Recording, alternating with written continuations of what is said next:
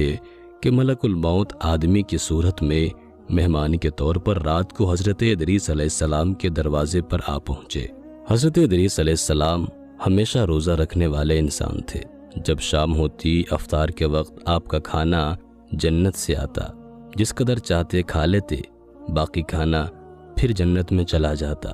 اس دن کا کھانا جب آیا تو حضرت ادریس علیہ السلام نے وہ کھانا اس مسافر کو پیش کر دیا، لیکن مسافر نے کچھ نہ کھایا اور قدم پر قدم رکھ کر عبادت کرتا رہا۔ حضرت ادریس علیہ السلام ان کا یہ حال دیکھ کر بہت متاثر ہوئے کہ یہ کون شخص ہے۔ اگلے دن حضرت ادریس علیہ السلام نے ان سے کہا، اے مسافر، تو میرے ساتھ چل کر خدا کی قدرت جنگل میں جا کر دیکھ۔ تب دونوں بزرگ گھر سے میدان کی طرف نکل پڑے۔ چلتے چلتے گیہوں کے کھیت میں جا پہنچے۔ موت کے فرشتے نے کہا کہ چلو چند گوشے گیہوں کے لے کر دونوں کھاتے ہیں۔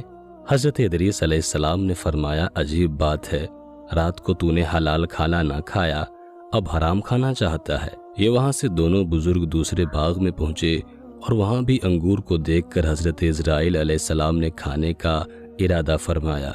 حضرت ادریس علیہ السلام نے فرمایا کہ خیر کی ملکیت میں تصرف حرام ہے۔ پھر جاتے جاتے ایک بکری دیکھ کر حضرت اسرائیل علیہ السلام نے کھانے کا ارادہ کیا۔ حضرت ادریس علیہ السلام نے کہا کہ بیگانے کی بکری کو ذبح کر کے کھانا منع ہے۔ اس طرح 3 روز تک دونوں آپس میں گفتگو کرتے رہے۔ جب حضرت ادریس علیہ السلام کو لگا کہ یہ شخص انسان نہیں معلوم ہوتا، یہ کون شخص ہے، اور فرمایا کہ خدا کے واسطے ظاہر تو کر کہ تو کون ہے۔ مسافر نے کہا کہ میں اسرائیل علیہ السلام ہوں۔ حضرت ادریس علیہ السلام نے فرمایا کہ سب مخلوقات کی جان تم ہی نکالتے ہو؟ انہوں نے کہا کہ ہاں۔ ادریس علیہ السلام نے فرمایا، تم شاید میری جان قبض کرنے آئے ہو۔ انہوں نے کہا، نہیں، میں تو تمہارے ساتھ خوش طبعی کرنے آیا ہوں۔ حضرت ادریس علیہ السلام نے کہا کہ 3 دن سے تو میرے ساتھ ہے، کیا اس وقت بھی تو نے کسی کی جان قبض کی ہے؟ وہ بولے، تمام روحوں کو قبض کرنا ہمارے ہاتھ میں ایسے ہے جیسے تمہارے دونوں ہاتھوں کے نیچے روٹی رکھی ہوئی ہو، یعنی جس کی موت کا حکم ملتا ہے اللہ پاک کے حکم سے میں ہاتھ بڑھا کر اس کی جان قبض کر لیتا ہوں۔ اور بولا، اے حضرت ادریس علیہ السلام، میں چاہتا ہوں کہ تیرے ساتھ رشتہ داری قائم کروں۔ حضرت ادریس علیہ السلام نے فرمایا کہ میں تیرے ساتھ رشتہ داری قائم کروں گا، آپ مجھ کو روح قبض کرنے کی کرواہٹ سکھا دیں تاکہ مجھے زیادہ خوف ہو اور عبرت ہو، میں اپنے خالق کی اور بھی زیادہ عبادت کروں۔ ملک الموت نے کہا کہ میں اللہ کی خوشی کے بغیر کسی کی جان قبض نہیں کر سکتا۔ تب حضرت ادریس علیہ السلام نے خداوند قدوس کی بارگاہ میں عرض کی اور پھر جان قبض کرنے کا حکم ملنے پر جان قبض کر لی گئی۔ پھر موت کے فرشتے نے خدا کی بارگاہ میں دعا مانگی اور اللہ پاک نے ان کو زندہ کر دیا۔ حضرت ادریس علیہ السلام نے ملک الموت کو اپنی گود میں لے لیا اور دونوں نے آپس میں رشتہ داری قائم کر لی۔ پھر موت کے فرشتے نے ان سے پوچھا، اے ادریس علیہ السلام، جان نکلنے کی تلخی کیسی تھی؟ وہ بولے، جیسے کسی زندہ جانور کی کھال سر سے پاؤں تک ادھیڑی جاتی ہے۔ موت کے فرشتے نے کہا کہ اے بھائی، قسم ہے رب العالمین کی، جیسے میں نے تیرے ساتھ احسان کیا اور جتنی آسانی میں نے آپ کے ساتھ کی، ایسا میں نے کسی کے ساتھ نہیں کیا۔ حضرت ادریس علیہ السلام نے فرمایا، اے بھائی، مجھے دوزخ کے دروازے تک لے چل تاکہ اس کو دیکھ کر مجھے خوف الہی زیادہ ہو اور میں زیادہ عبادت اور بندگی کروں۔ تب موت کے فرشتے نے اللہ کے حکم سے ان کو دوزخ کے 7 طبق دکھائے۔ پھر حضرت ادریس علیہ السلام بولے، اے بھائی، مجھے جنت دیکھنے کی آرزو ہے، دیکھ کر خوشی حاصل کروں اور عبادت زیادہ سے زیادہ کروں۔ موت کے فرشتے حضرت اسرائیل علیہ السلام ان کو جنت کے دروازے پر لے گئے۔ پھر انہوں نے جنت کے مناظر اپنی آنکھوں سے دیکھے۔ پھر کہنے لگے، اے بھائی، میں جان کی تلخی سہ چکا ہوں، پھر دوزخ بھی دیکھی اور میرا جگر پیاس کے مارے جل رہا ہے، اجازت ہو تو بہشت میں جا کر ایک پیالہ جام پی لوں۔ تب انہوں نے کہا، ہاں، اگر تم واپس آنے کا وعدہ کرو۔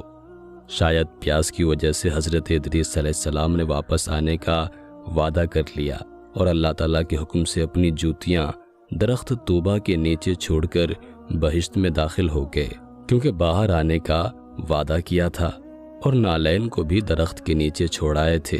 کچھ دیر بعد موت کے فرشتے نے ان کو آواز دی، اے بھائی دیری مت کرو۔ تو جواب میں حضرت ادریس علیہ السلام نے فرمایا، اے مہربان، اللہ تعالیٰ فرماتا ہے کہ ہر نفس کو موت کا مزہ چکھنا ہے۔ اب تو میں نے موت کا مزہ چکھ لیا ہے اور میں دوزخ میں بھی پہنچ چکا ہوں، اور یہ بھی اللہ عز و جل فرماتا ہے کہ ان کو وہاں کوئی تکلیف نہ پہنچے گی اور نہ ہی ان کو وہاں سے نکالا جائے گا، یعنی جو جنت میں گیا واپس نہ نکالا جائے گا۔